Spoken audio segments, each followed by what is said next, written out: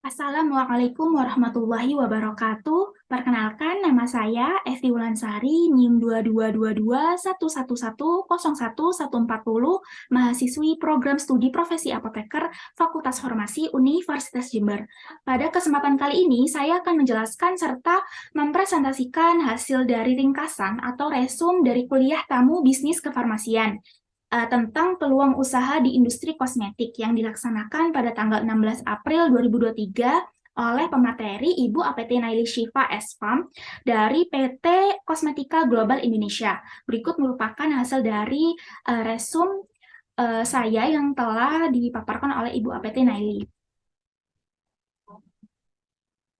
Yang pertama, saya akan menjelaskan tentang pengertian dari kosmetik. Secara terminologi, kosmetik ini istilahnya itu berasal dari bahasa Yunani, yaitu kosmetikos, yang berarti keahlian dalam menghias atau merias wajah atau bagian tubuh lainnya.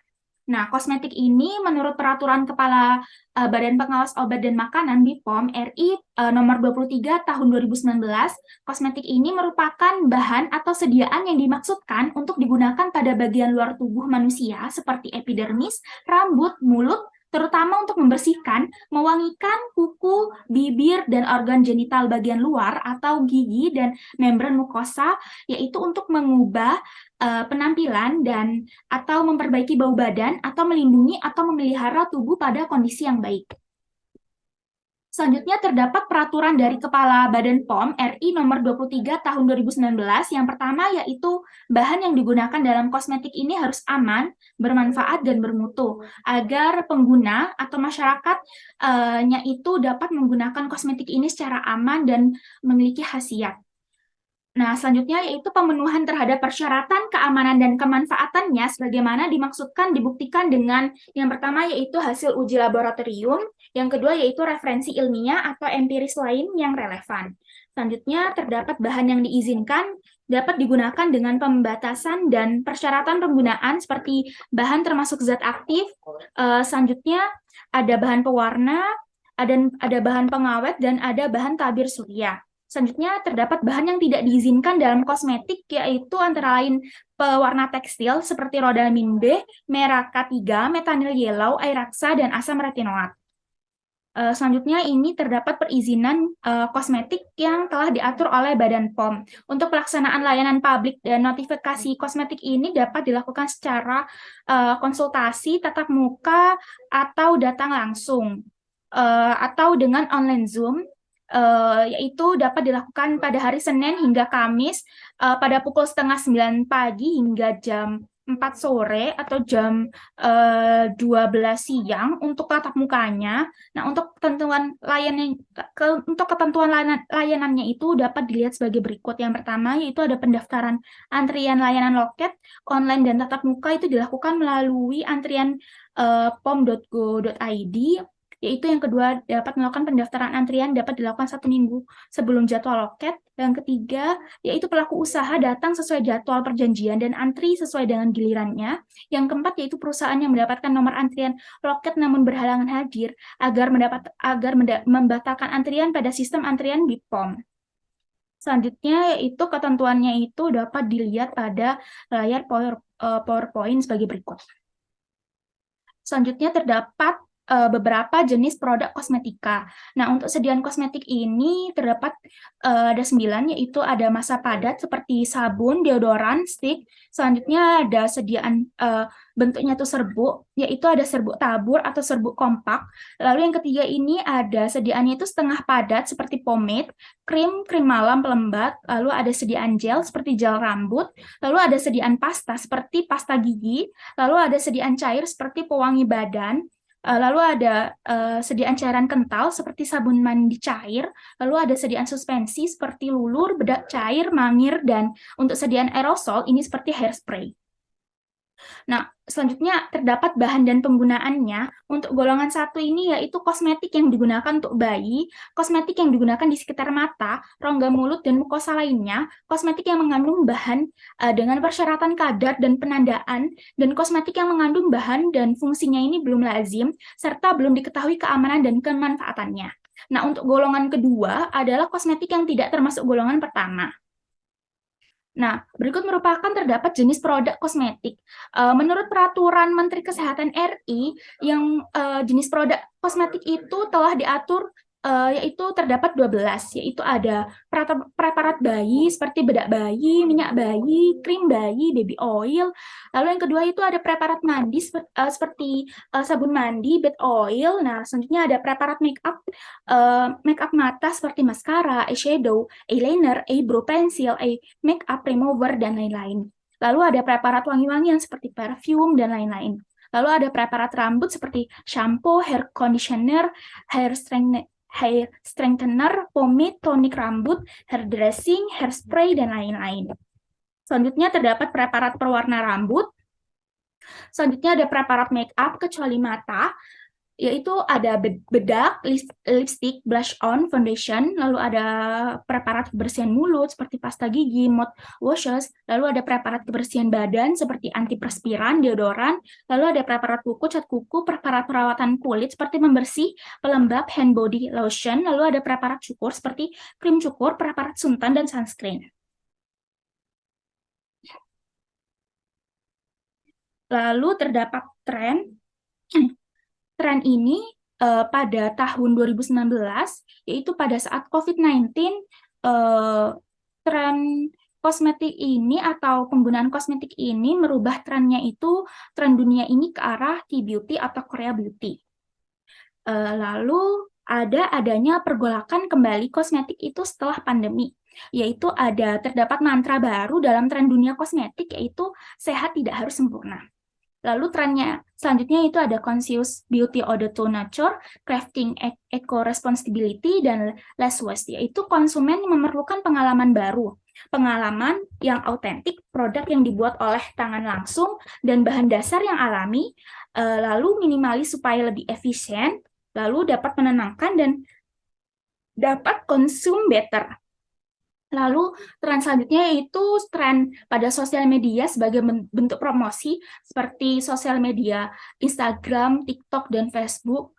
Itu banyak beauty influencer yang dapat mempraktekkan bagaimana membeli kosmetik yang benar dan perawatan wajah itu yang benar tuh sebagaimana mestinya. Itu banyak dilakukan oleh beauty influencer. Selanjutnya ada sediaan kosmetik yang high concentrate vitamin, yaitu ada vitamin C 23%, ada vitamin B5 10%, ada vitamin C 30%, lalu ada vitamin C 26%, dan ada vitamin B5%. Adanya tren dan kepercayaan bahwa vitamin yang memiliki konsentrasi tinggi ini dapat memiliki khasiat yang lebih tinggi pula, sehingga masyarakat ini lebih banyak memakai atau menggunakan vitamin dengan konsentrasi tinggi. Selanjutnya ada sediaan kosmetik yang gunanya itu untuk repairing konsep atau memperbaiki skin barrier. Contohnya itu ada cica, ada kolagen, ada TK, ada hyaluronic acid. Selanjutnya ada sediaan mikrobiom konsep, yaitu dari mikroorganisme. Yaitu pertama ada Lactobacillus ferment-lysat, lalu ada prebiotik dan ada tribiotik. Selanjutnya ada sediaan kosmetik ini telah veganism konsep. Veganism konsep ini yaitu dari tumbuhan, yaitu seperti carrot atau wortel, yang sudah sustainable packaging dan vegan ini sudah certified. Lalu ada clean beauty concept. Untuk clean beauty concept ini, contohnya ini seperti masker. Masker ini yang sudah siap pakai, dan cara penggunaan itu juga lebih mudah, langsung ditempel ke muka, ke wajah.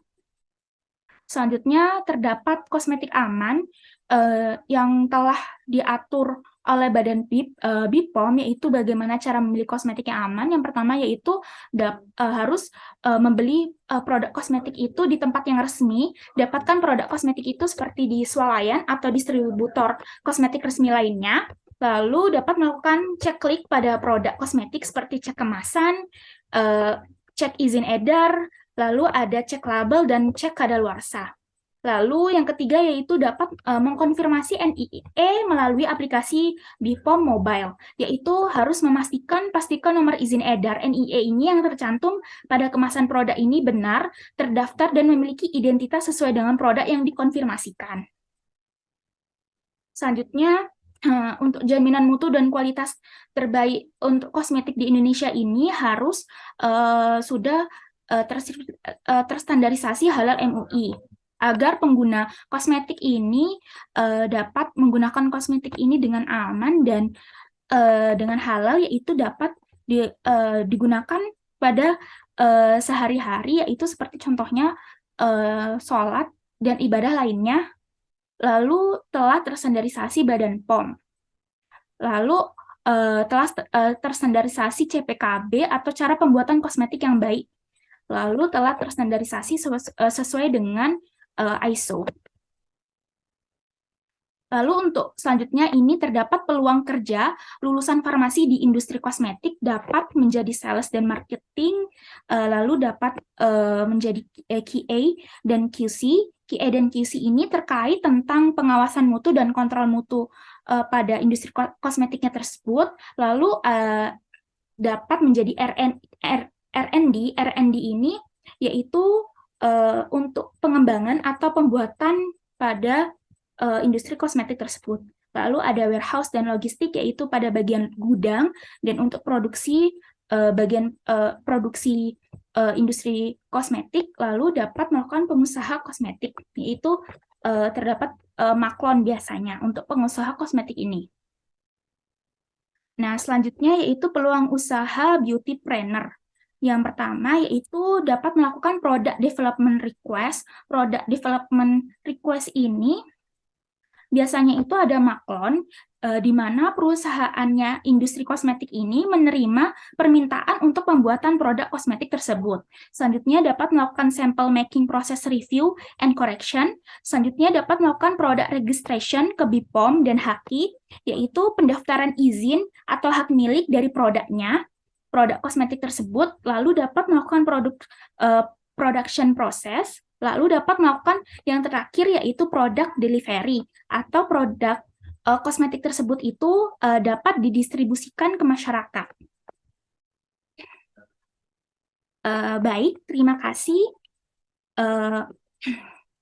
Mohon maaf bila ada kata yang salah atau kurang. Berikut tadi merupakan penjelasan atau pemaparan dari ringkasan atau resum pada kuliah tamu industri kosmetik. Kurang lebihnya mohon maaf. Billahi taufiq wal hidayah. Wassalamualaikum warahmatullahi wabarakatuh.